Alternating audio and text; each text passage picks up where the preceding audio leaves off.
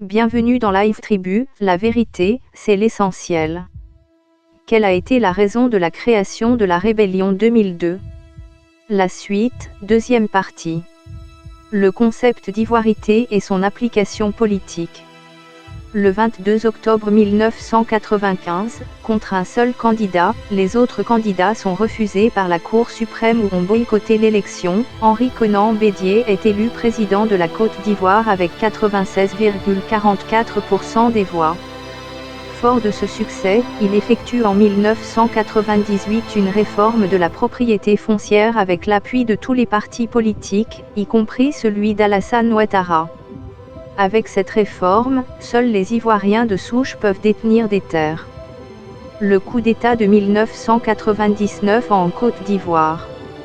Le 24 décembre 1999, à la suite d'une mutinerie qui se transforme en coup d'État, Henri Konan Bédié est renversé par l'armée.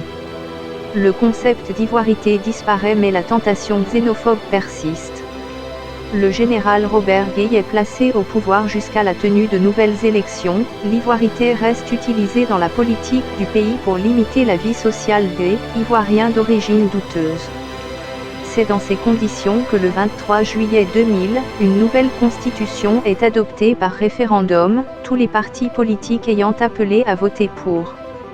Elle précise que seuls les Ivoiriens nés de parents ivoiriens peuvent se présenter à une élection présidentielle.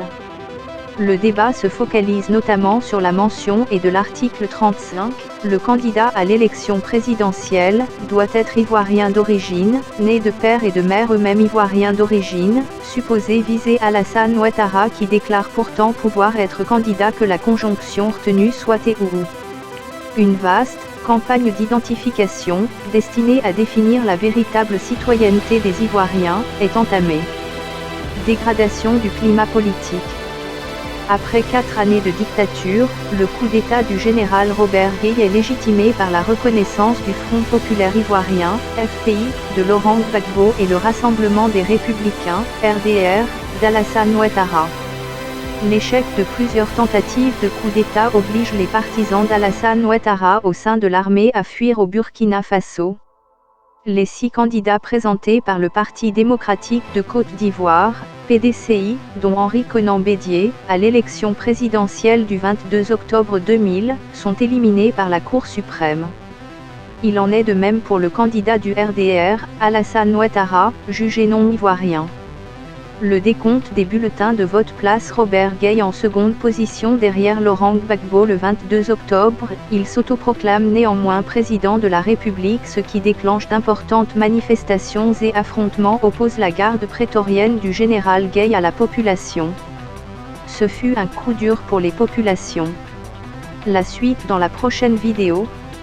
N'hésitez pas à faire un don à la Fondation Royale JBD qui soutient la production des vidéos Live Tribu. Rendez-vous sur royalefrique.online.